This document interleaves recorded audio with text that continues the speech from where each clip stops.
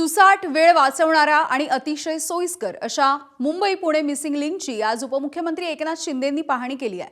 Missing लिंकमुळे टोलमध्ये अजिबात कुठलीही वाढ केली जाणार नाही अशी घोषणा देखील एकनाथ शिंदेंनी केली। त्यामुळे प्रवाशांना आणखी एक मोठा दिलासा मिळालाय। शिवाय या बोगद्यामुळे अपघात होणार नाहीत असा दावा देखील शिंदेंनी केलाय। मुंबई पुणे मिसिंग लिंक 1 मे रोजी महाराष्ट्र दिनाच्या दिवशी प्रवाशांच्या सेवेत उपलब्ध होतोय। मुंबई पुणे प्रवास करत असताना खोपोली ते खंडाळ्यापर्यंतचा रस्ता धोकादायक वळणांचा आहे। अपघात आणि वाहतुकीच्या कोंडीमुळे अनेक वेळेला प्रवाशांना मोठा मनस्ताप सहन करावा लागलाय। यावरती पर्याय म्हणून मिसिंग लिंक प्रकल्पाच्या माध्यमातून लोणावळा आणि खंडाळा घाट वगळून थेट बोगदा तयार करण्यात आलाय। त्यामुळे वाहतुकीच्या कोंडीमधून प्रवाशांची सुटका होणार आहे।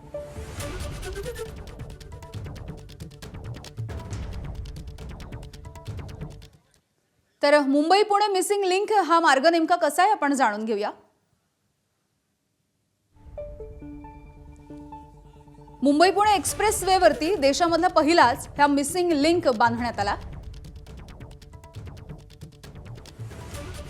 त्याची एकूण लांबी 13 किलोमीटरची आहे। 2 बोगद्यांपैकी एक बोगदा जगातील सर्वात रुंद असा बोगदा आहे। बांधकामासाठी ऑस्ट्रेलियन तंत्रज्ञानाचा वापर करण्यात आला, तर गुणवत्तेची चाचणी डेन्मार्कच्या कंपनीकडून घेण्यात आली आहे। 1 मे पासून हा मिसिंग लिंक खुला होईल आणि त्यानंतर एक्सप्रेस वेवरचा प्रवास आणखी सुसाट होऊ शकतो। दरम्यान मुंबई पुणे मिसिंग लिंकची पाहणी केल्याच्या नंतर उपमुख्यमंत्री एकनाथ शिंदे यांनी आता मोठी घोषणा केली आहे। मिसिंग लिंकमुळे टोल वाढणार नसल्याचं उपमुख्यमंत्री म्हणाले।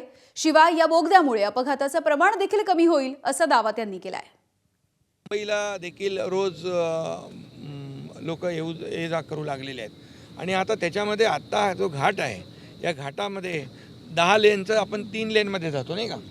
10 लेन आहेत त्याच्या 3 लेनमध्ये जातो। घाटामध्ये अडचण होते, तिथे वाहतूक कोंडी होते आणि अपघातही होतात। या मिसिंग लिंकमुळे हे सगळे अपघात बिलकुल शून्यावर येतील। मी पुन्हा एकदा सांगतो, या मिसिंग लिंकमुळे अपघात बिलकुल होणार नाहीत।